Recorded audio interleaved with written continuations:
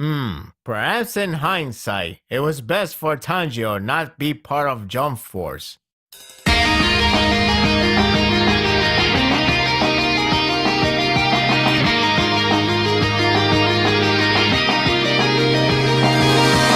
As one personal battle after another, one has fallen, leaving the next generation in charge, and the other one has succeeded, leaving with many regrets intact. Reality is cruel, but they must survive. This was more of a hype chapter for the next and one of the most anticipated battle yet, with plenty of stakes on the line. However, it was also the conclusion that Zenitsu needed after a life of struggles. This marks the end of the battle. I'm satisfied, for it was more of an emotional storytelling rather than intense sword combat. That seems to be safe for the next one. This was about two brothers crossing paths and have to end one life to save theirs. Zenitsu caught him by surprise with a sick technique that drained him out to move.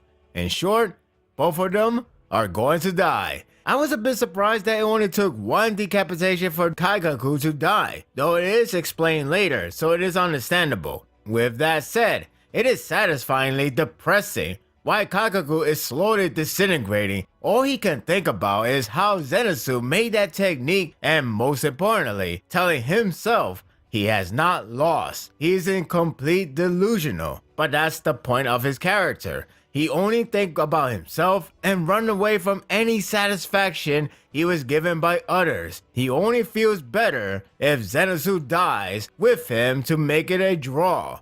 That's just desperate. Sadly for him, in this series, there's no sugarcoating. A villain will pay a price. Yushido appears out of nowhere to save Zenitsu. That means only Kaikaku will die. Before doing so, he approaches to Kaikaku to send him off on a cold, depressing note. He nailed it hard when he tells him that it's his fault that he couldn't give anything to others. In other words, he never give them a hand that they will give him back. Like the old saying goes, I'll scratch your back, you'll scratch mine. Because of his disconnection, his death is nothing but loneliness. That is the true sad defeat. Damn, that last stare had me chills. He's right though. If only Kaikaku knew better. Too late now. Die in the endless abyss of loneliness. It's not all depressing for the battle's end, however. The scene shifts to Zenitsu meeting with the old man in the afterlife, I assume, and it's pretty emotional. Kaikaku is now dead, but the fact remains, Zenitsu had to kill him. He is full of guilt for unable to avoid the problem that led both of their demise. It's sad to think he has felt this way for a long time. It's like he cannot receive a good ending, despite acting like a child. But at last, he can't forgive himself, for his grandfather is proud of him. This is a touching scene, and he needed it. He can grow and not be hindered by guilt anymore. While it's hard to determine the series' end, his future looks bright. That is, if he can survive from the demon art technique that affected his body. It is concerning to see how Zenitsu will recover from those deep wounds. Hell, it's trying to cut open all the way to his eyes. That sounds gruesome. Yushido disguises his actual eyes when Murata and others arrive, which explains later. Speaking of explaining, the reason why Kaikaku died easily for an upper moon is because he was still fresh. If he had a year of training, the story would have been a lot different. This makes sense considering how demon blood takes experience rather than becoming top tier strong on the spot. I have to say, I was laughing when Murata was losing his head over Zenitsu's health. I get that he knows him and of course want him to live, but he cannot calm down for a moment at all. The guy is so damn loud, he actually dragged the demons to the room they're in. Yeah. He's definitely a good target. At least it's played for gag, not causing actual damages. Plus, we can get some laugh after depressing notes. There's an interesting detail on Yushido. I was a bit confused on why he had to hide his demon eyes especially since they're in the same boat to take out Muzan. It turns out that the corps still aren't friendly to goodwill demons despite the attention, hence why he has to hide. He only joined with them due to Tamayo pressing him on to help and blend in. Funny how he was so against it, yet here he is, actually calm for once. Go figure. The last bit is the reason why others can't sense him. He is created by Tamayo, so the sense differs from Muzan's. That makes sense. Now here comes the exciting part. This arc has been crazy so far, and we still don't know if this is the final arc. After 2 battles, what could possibly be the next one to get us hype?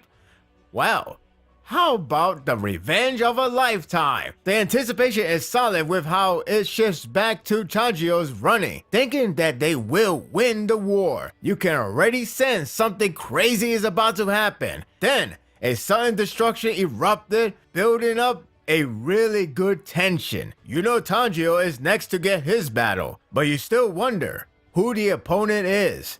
It had me anxious to find out who, and lo and behold, is none other than Akaza, the man who killed Rengoku. It's the long-awaited reunion that I have been waiting for, and it's not even between friends. It's the revenge of the century. I got goosebumps just by staring at the panels with the two about to collide like all hells break loose. Hate runs deep. This will be intense. I don't know what happened to Giyu, so it appears he was separated by the slam. In any case, this is the revenge that must be fulfilled. Do it for Rengoku, Tanjiro! Before closing the chapter off with sheer hype, the last scene focused on the whereabouts of Muzan and is rather eerie. I don't know what is exactly happening with him, but he's now a cocoon in a sense. Is he evolving or what? What's also bad is Tamayo is slowly being absorbed. If she's gone, well, Kotoge knows what's next. Not only time is running out, but apparently something else is happening. The stakes have increased and they can't afford to kill any more time. This was a really solid chapter with a lot of anticipation going forward. The conclusion to Zenitsu's battle was pretty satisfying, albeit with some cold elements.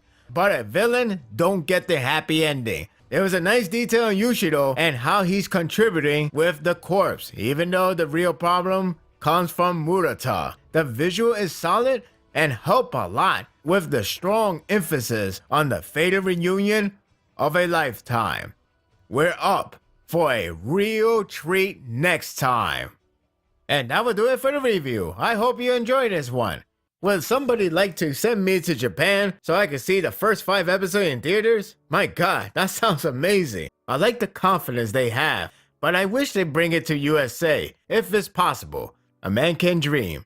What do you think of the chapter? Are you anticipated for the next battle for Tanjiro versus Akaza? Share your thoughts in the comment section. If you like this and want more of this, subscribe to my channel, and my world will be yours to stay. Until next time, take care.